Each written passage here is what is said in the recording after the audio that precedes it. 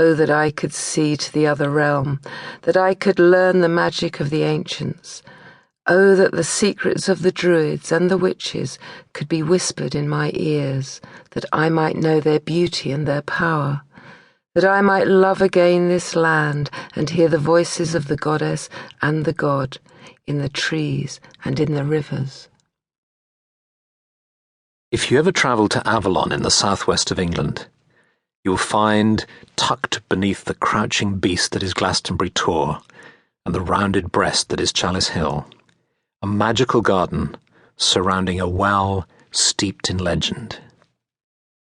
Here, between the two hills, one so strongly masculine and the other so clearly feminine, the well and its garden exude an extraordinary sense of peace and deep and resonant power.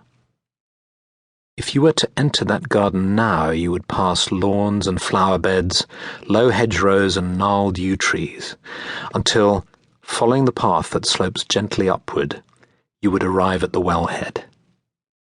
And there you would find the well itself, protected by a finely wrought iron cover depicting an ancient symbol, the Vesica Piscis.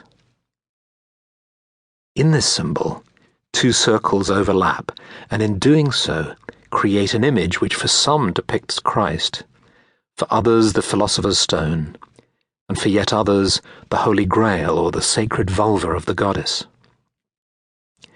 The symbol depicts the union of two principles, two beings, two powers. Each circle remains intact, complete and whole, but where they meet, something different and unique is created from their union. This book takes two worlds which are complete and whole in themselves and brings them together. It is at the point where they meet that we can, if we wish, find a path of great depth and power.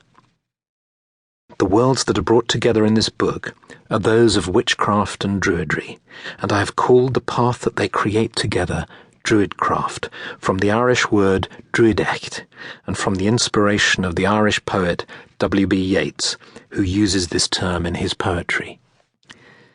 Many people now practice either Druidry, also known as Druidism, or Wicca, as witchcraft is often called today, and find within their paths all that they need.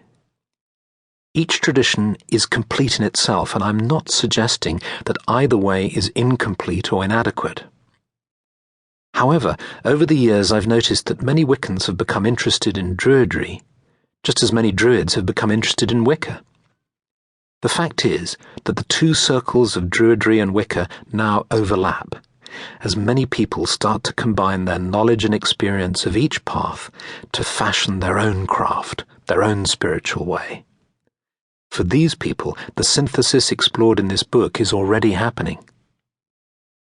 Some time ago, there was a real difference between the concerns of Wiccans and Druids. Wiccans were interested in magic and spells, while Druids were more interested in history, the old Celtic myths, and a spiritual rather than magical approach to life. But in the last few years this has changed. Many Wiccans have become interested in the history of the Druids, in Celtic myths, and in Druid animal and tree lore. At the same time, many Druids have become interested in the more intuitive and magical approaches to life that are found in Wicca. If you talk to people who are interested in Wicca or Druidry, you will find that most of them are drawn to these spiritual paths for the same reasons. In the past, subjects and disciplines were kept within defined boundaries. Today, we understand the value of synthesis, synergy, and interdisciplinary studies. This is the spirit in which this book is written, to contribute to the field, not to detract from the uniqueness of each approach. I respect both paths deeply, and I believe that each is complete in itself, but this doesn't mean that their relationship and connections can't be explored, and we may even discover that Wicca and Druidry have gifts to offer that we can combine in creative and beneficial ways. Some commentators have suggested that to combine the two paths is an act of New Age eclecticism that ignores history and fails to respect